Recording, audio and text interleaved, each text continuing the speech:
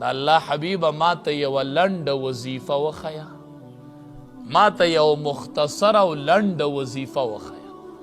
د نبی کریم صلی الله علیه وسلم خو اره خبره جوامع الکلم، خبره به لنډه و او دنده به پکې ډیر مضمون پروت و، ډیر عبرت په پکې پروت و. په معمولی خبره کې به ډیر سره بندول. دا ورله الله ورکړي جوامع الکلم.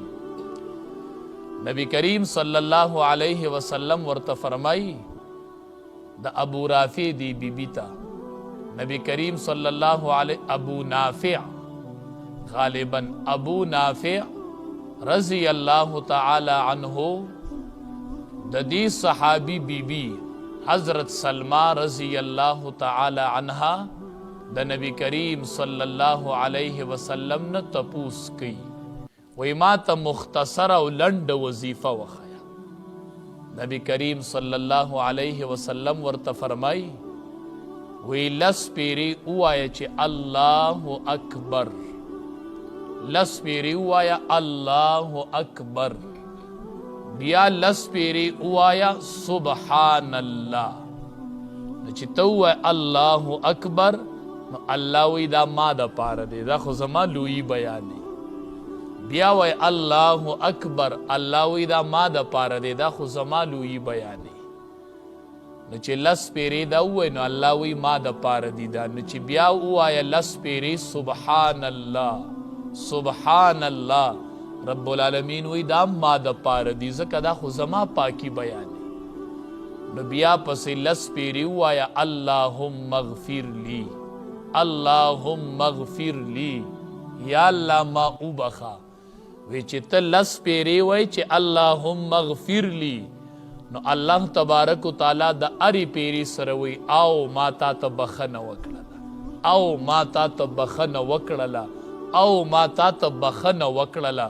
نو څومره لنډ عمل دی، لس پیری اللہ اکبر، لس پیری سبحان اللہ، نو دا دواړه د الله د پاره دي. بیا لس پیری وای اللہم اغفر لی، نو وی د هرې پیری سره الله وی چې ومې بخلی، ومې بخلی او ومې بخلی. څومره مختصر عمل، الله په خپل یاد ډیر خوشحالی. یو بله زنانه د ام سلیم رضی اللہ تعالی عنها، اغا نبی کریم صلی اللہ علیہ وسلم ته وی د الله حبیب ما ته څه دعا وښیې چې زه یې وامه. نبی کریم صلی اللہ علیہ وسلم ورته وی لس پیری سبحان اللہ وایا، لس پیری الحمدللہ وایا، او لس پیری اللہ اکبر وایا. او د دین پس چې څه دعا غواړي، چې څه دیړه غواړي نو وایا، چې څه دعا دیړه غواړي نو وایا. دا الله ضرور قبلی. چې لس لس پیری ته مخکې دا ووایي او بیا پسې دعا غواړي نو دا الله ضرور قبلی. دا الله نه رد کوي چې دې نه پس ته دعا غواړي نو الله دا دعا نه رد کوي. نو علما وایي هم د الله نه د غوښتو طریقه دا ده چې اول به الله یادی. مونږ ته سوره فاتحه کې وایي ایاک نعبد و ایاک نستعین. مونږ اول وایو الله تعالی را عبادت کوو، نو بیا ورته وروسته وایو الله ستا نه امداد غواړو.